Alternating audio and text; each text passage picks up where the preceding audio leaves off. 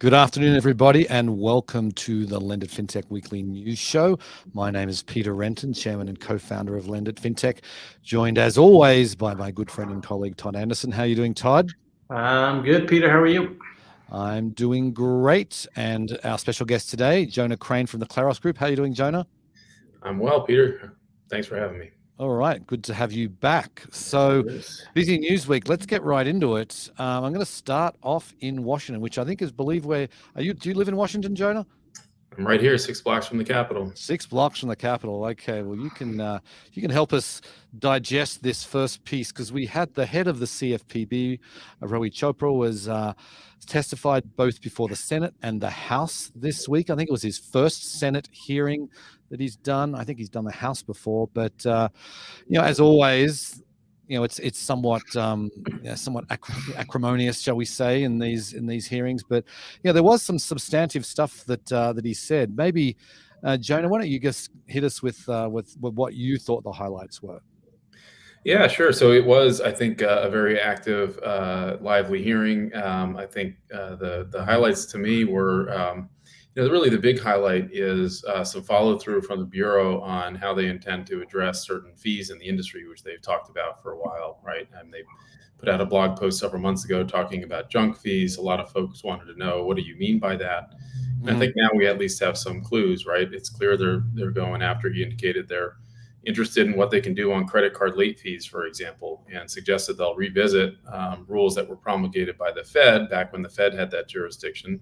That authority was passed to the Cfpb and Dodd-Frank, and I think they're likely to revisit it. Our understanding is, there's a view that the safe harbor the Fed set a safe harbor of like $25 for a first late fee and $35 or $40 for a second, and I think the Bureau probably intends to revisit that. So that to me was the big news. I think it probably there was lots of other lively pieces of the discussion. I think policy-wise, the other topic that was discussed a lot was the Bureau's progress on a small business lending reporting initiative that has been in the works for 10 years, and I think Director Chopra is trying to finish up. And there are strong views in the community bank world around that, and you heard those views voiced by various members of the Senate.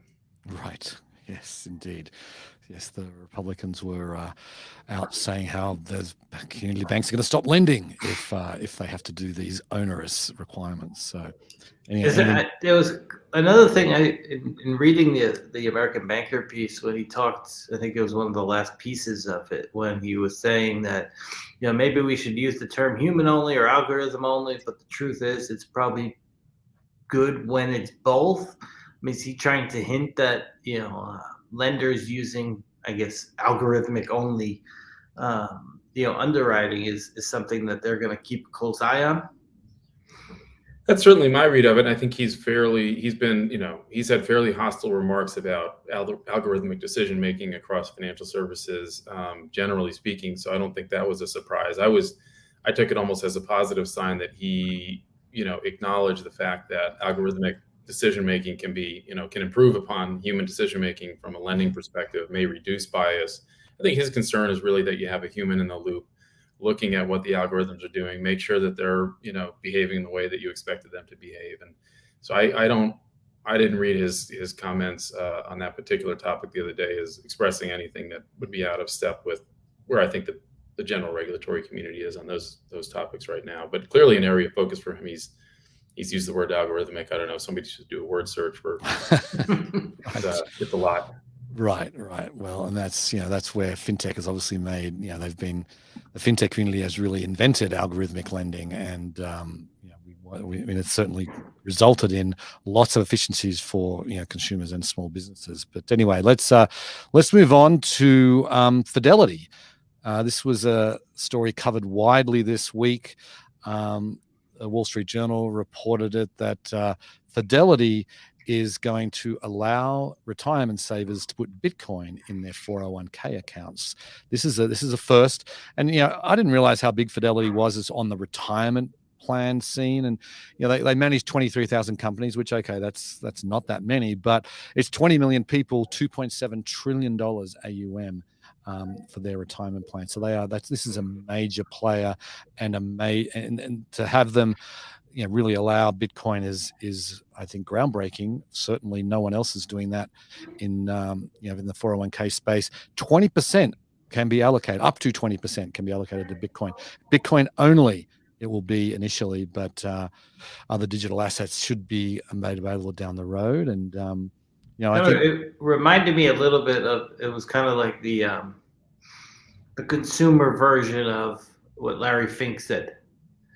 I think it was a couple weeks ago. The institutional version of clients are asking for it from BlackRock, and clearly they're not going to do this unless there's a lot of people that are at least starting to ask for this. And Fidelity has actually been one of the earlier asset management companies that has looked into the digital asset space. I think they had a head of digital assets probably 2017 or 2018, which is pretty early compared to some others there. So it's not a surprise that they're first.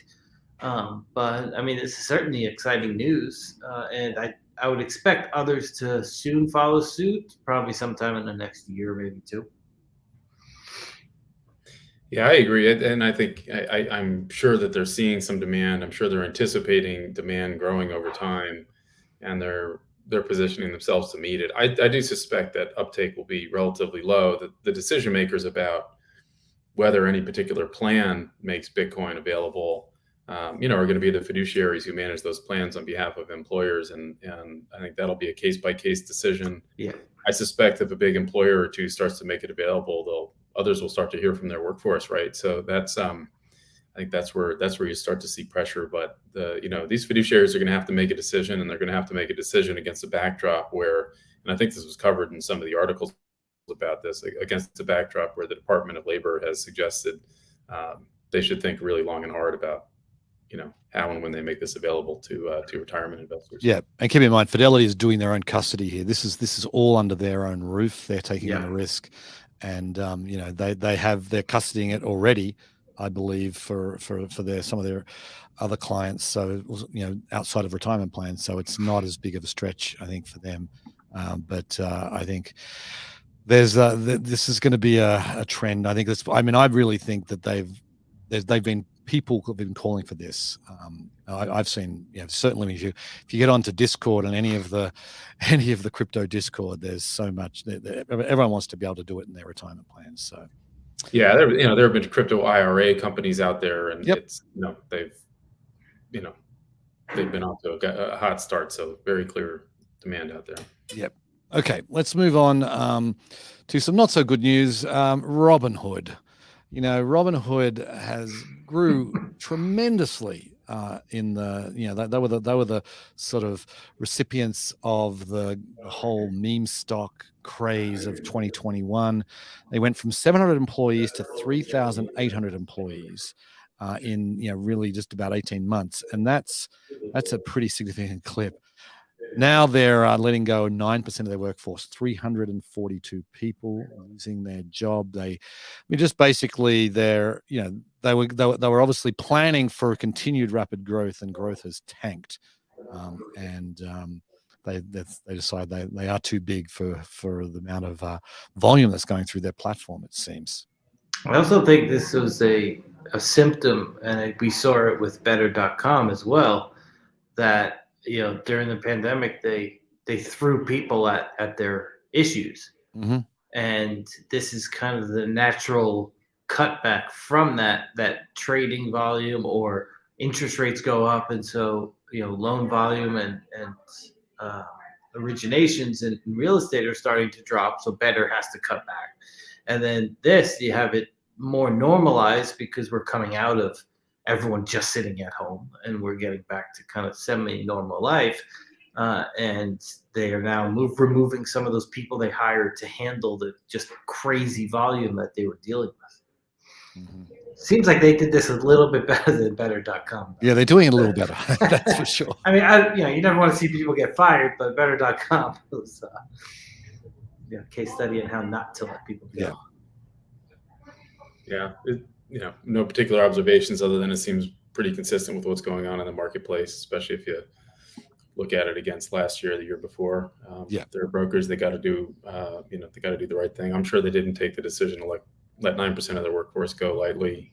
Particular company that's still got growth plans, right? I mean, it's not a company that's giving up on. Well, they're still hiring. They said they're still hiring in some positions. They just not all positions. So anyway, I want to move on to this didn't really get much pickup, and I was surprised, but the acting comptroller of the currency, the acting head of the OCC, said he made a statement on stablecoins this week. Official statement on the OCC website. It was part of a talk that he gave, and he basically said that stablecoins need standards. He pointed to the early internet as an example of how standards bodies got created. He wants there to be interoperability between stablecoins, and he thinks the OCC has a role to play here. He's even invited the industry to come and help, academics. I thought this was a pretty big deal that really didn't get much play.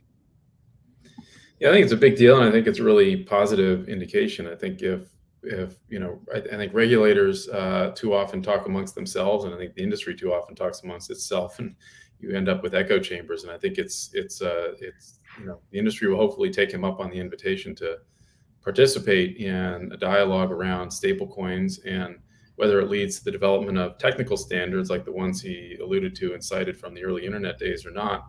I don't know. I don't know that the stablecoin industry is at a point of maturity where technical standards are, necessarily going to work.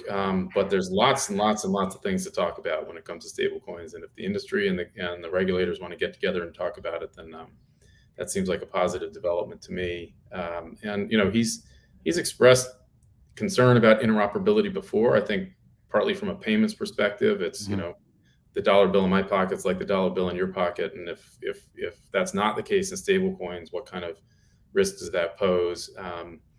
And he's focused on the risks that we've seen in other efforts to make various blockchain-based products interoperable, right? Some of the bridges between the various blockchains that have been vulnerable. So again, nothing particularly new out of him, but I think the invitation to the industry was a positive sign, and I'm hopeful that this leads to something, whether it's a formal working group or something else.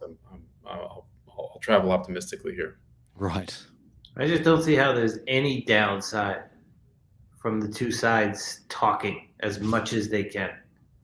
And yeah, they're both in their both perfect worlds. They're probably going to lose, and that means the rest of us will probably win because they'll find some middle ground eventually. But the more they talk and the more they interact, the better it is for everything related to interoperability and crypto and whatever. The entire industry benefits.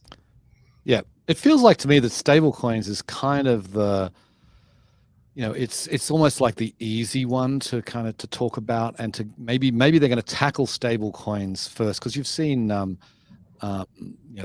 stablecoins have been mentioned about, banks should be regulating stablecoins, or should be issuing stablecoins, should be regulated potentially through the FDIC. So there's definitely some momentum, it feels like, on that particular area. And it feels easier than trying to regulate crypto and that sort of thing in general. Yeah, well, it's also really important to the regulators, right? I mean, I think they look out there and they see stablecoins, and while stablecoins are mostly used for trading crypto these days, they have clear payment use cases, and I think the regulators are, to their credit, trying to get ahead of this one. I think they're playing catch up on crypto generally, but on this one, they're trying to get ahead of it. And Mike Sue's been thoughtful. I think I am impressed by his efforts to come to grips with what's a coherent framework for these assets. And I think he's there's some daylight between his recent comments on this topic and where the PWG landed, the President Working Group, in terms of recommending that all stablecoins be issued only by insured depository institutions. And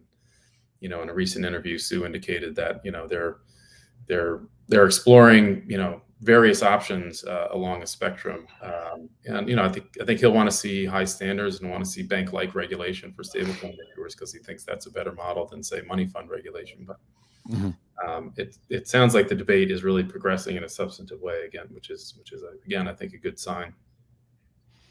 Indeed. Okay, let's move on. We're going to go across the pond. Starling Bank, that they are, digital bank in the UK, have been, one of the few profitable digital banks, and they've been doing really well.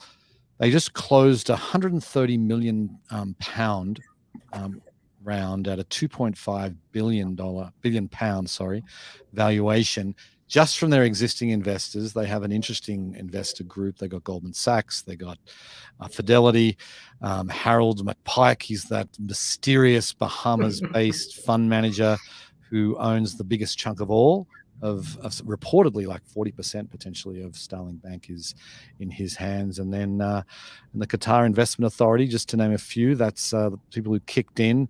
They didn't go out to new investors, just wanted to get this done quickly and efficiently, Anne Bowden said, the CEO. And so they basically made they've really made it clear that they want to start making acquisitions. I know they're expanding here. They've got someone here in the US now, and they are going to go all out to become a big player globally, it feels like, in digital banking.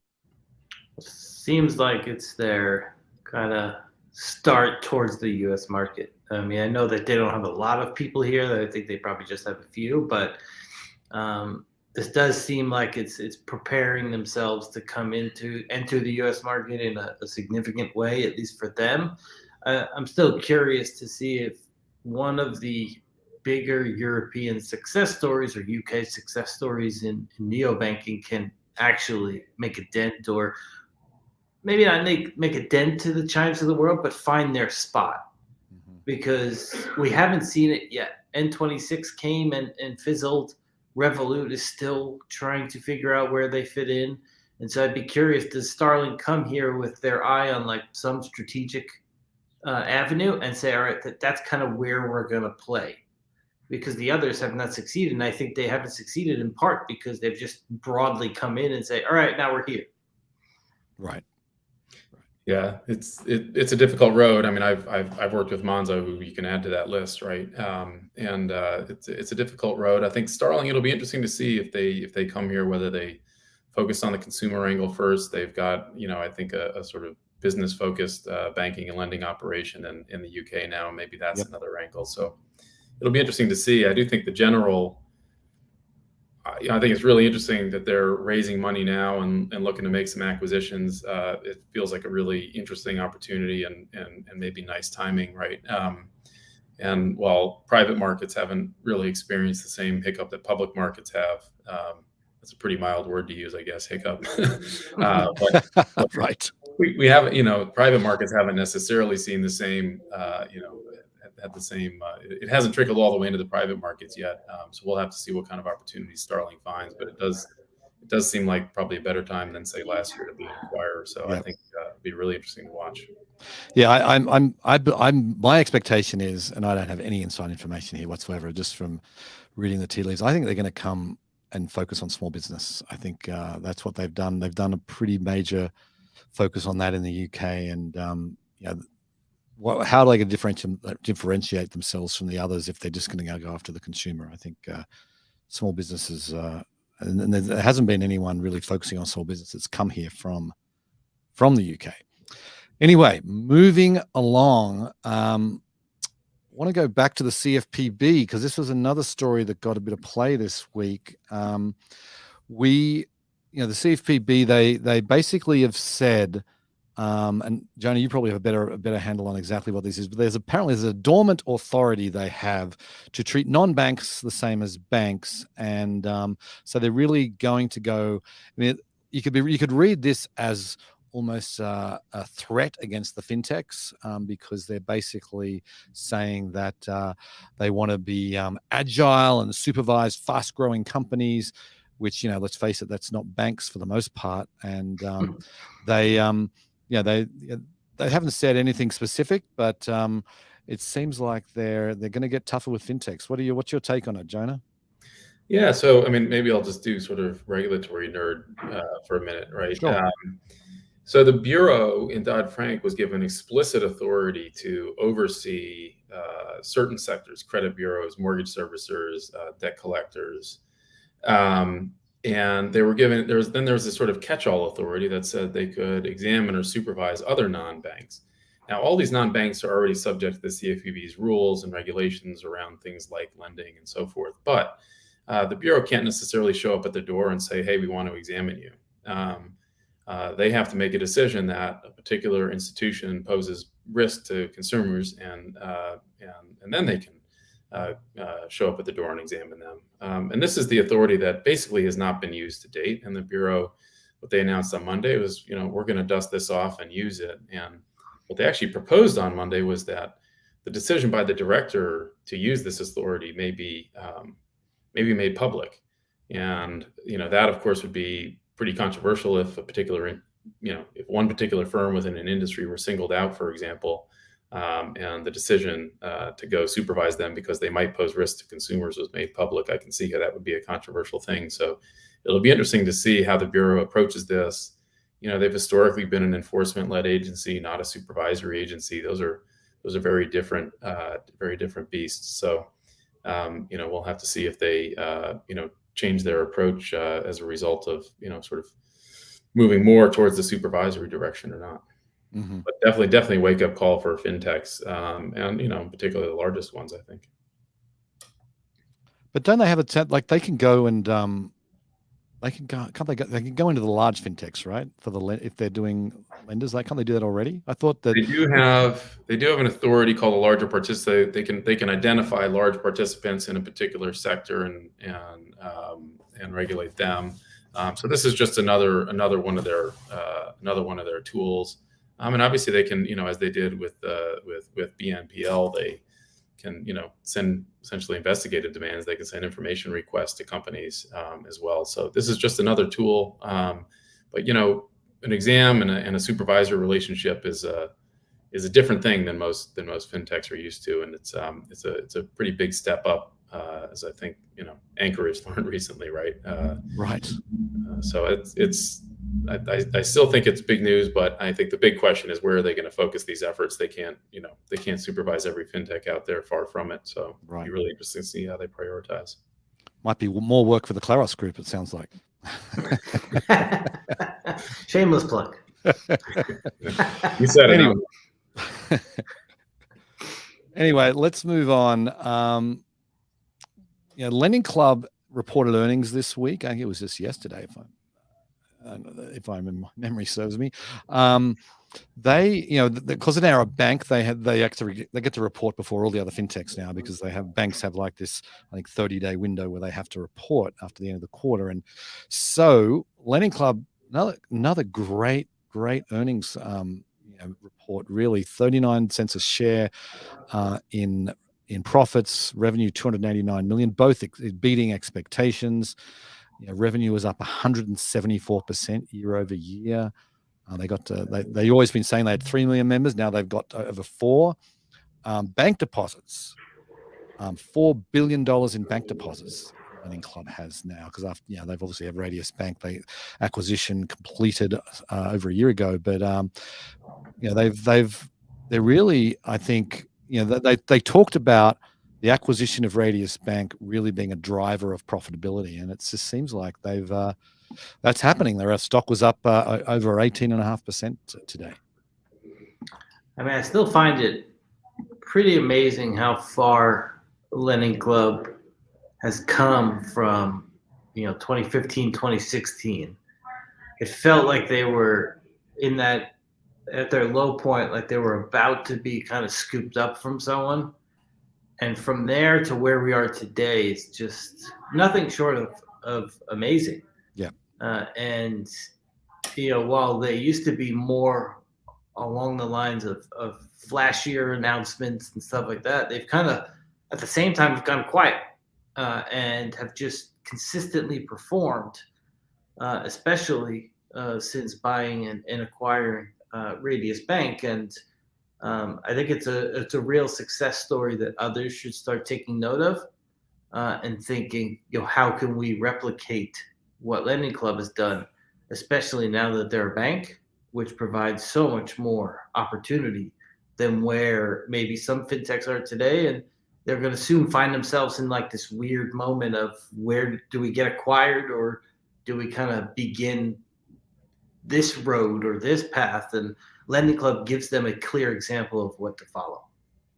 Yeah, I totally agree. I think they've just executed spectacularly on their strategy. They, the acquisition has turned out to be, really a plus. And I think it's a really notable example for the fintechs out there, in particular in the lending space, right? I think there's a general presumption that, becoming a bank is not necessarily desirable, and it's certainly not for everybody. But I think Lending Club is showing why there are such advantages to that. If you're in the lending space, right? I mean, we're in a world right now where the capital markets are a little dicey, and guess what? Lending Club's saying, well, we'll hold more loans on our balance sheet. And those are very profitable for us, by the way, because we can fund them with deposits. And I think their loans, their balance sheet, the loans on their balance sheet are, I think more than doubled year over year. It just shows the strength of having, being able to do both. And they're well practiced at, selling into the capital markets too. So I think they've just executed really well. Yeah, makes you wonder if all the other online lenders that looking at Lending Club's numbers now and thinking, wow, maybe we should go get a banking license or buy a bank. You probably know more about that than I do, Jonah, but we're not going to go there now.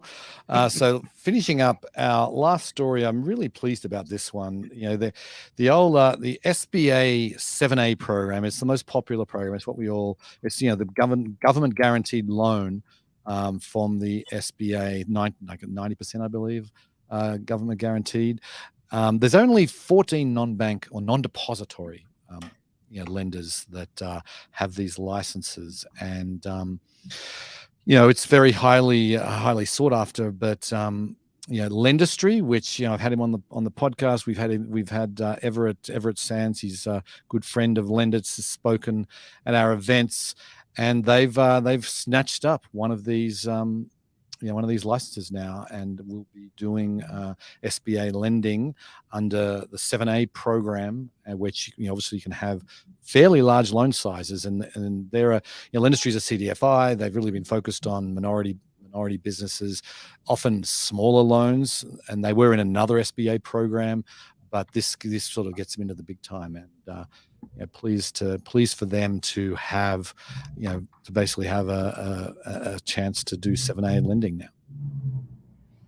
Yeah, it's great. I think we learned in in the early days of the pandemic, when they were rolling out the original PPP program, just how important it was to have people who were more tech enabled, could bring more automated underwriting to bear, and just simpler, better user experiences to the application process. And we saw that play out in spades in the early days of the pandemic. So I hope there's more to come. I hope there's more to follow in terms of bringing some non-depositories and more tech-focused people into the SBA program. I think they're good programs, and they would benefit from having a broader array of lenders in there. Mm-hmm.